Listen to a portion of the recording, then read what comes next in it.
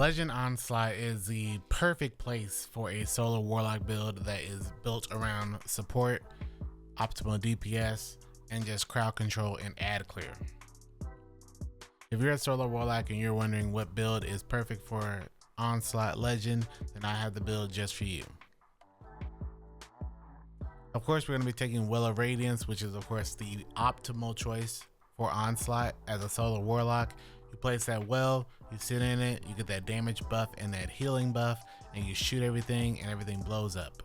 For our aspects, we're going to be taking Touch of Flame, which is going to improve our grenades, and Icarus Dash, simply for movement to get in and out of sticky situations quickly. Instead of taking a Rift, we're going to be using Phoenix Dive. It's going to grant everyone Cure to give us a quick heal.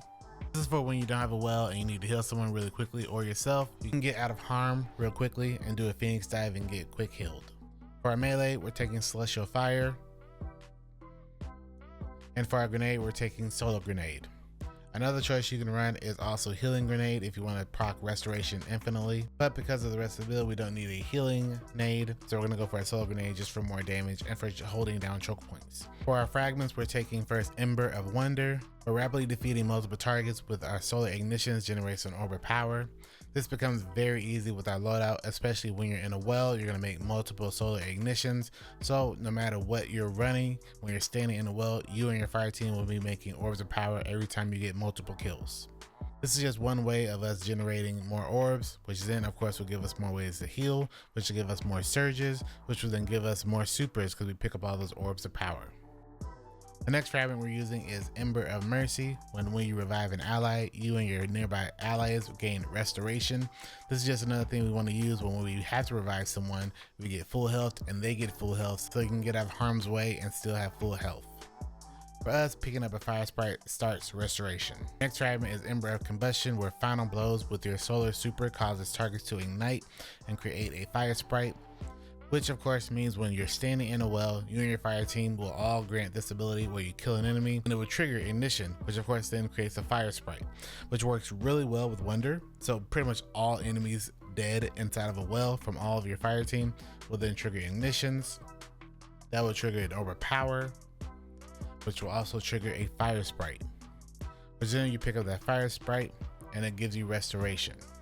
For our final fragment, we're using Ember of Empyrean, where solar weapon or ability final blows extend the duration of restoration and radiant. That's another way of keeping restoration up as often as possible and radiant up as often as possible.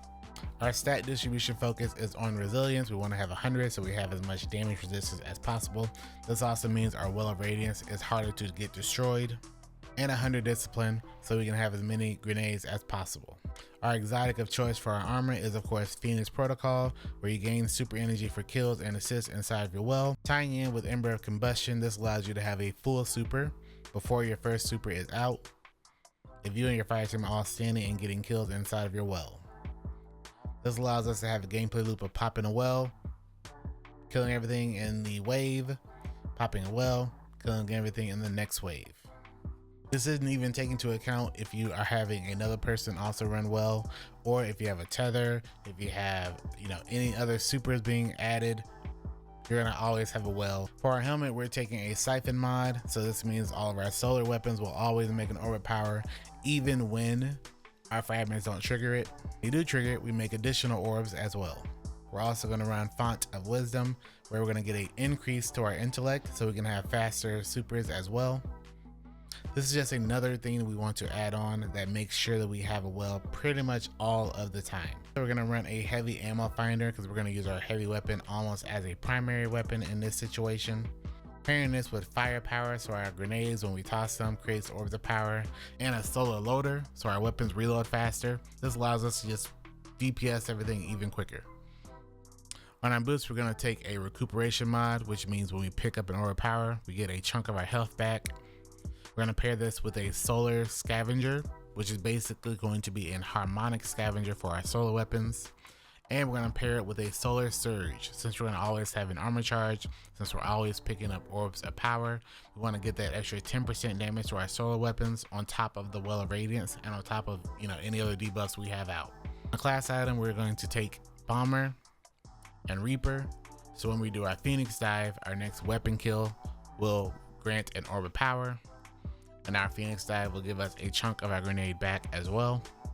And special finisher, where finishing a target consumes 3 stacks of armor charge and grants the team special ammo drops. For our primary, we're taking a osmosis hand cannon.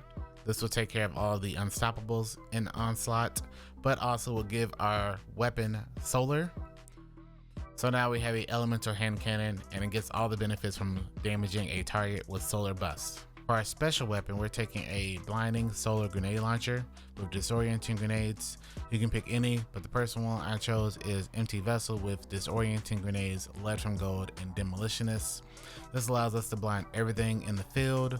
Also, whenever we pick up heavy, we get additional special ammo, and then whenever we get kills with it, gets us closer to another grenade from demolitionist. And for our heavy weapon, we are using Gallahorn. Gallahorn is a fantastic ad clear weapon. It's also solar, it's a rocket launcher, it has support roles by giving our other players Wolfpack rounds. With the buff to ammo reserves, with a harmonic scavenger, 1 purple brick gives you 4 ammo to your rocket.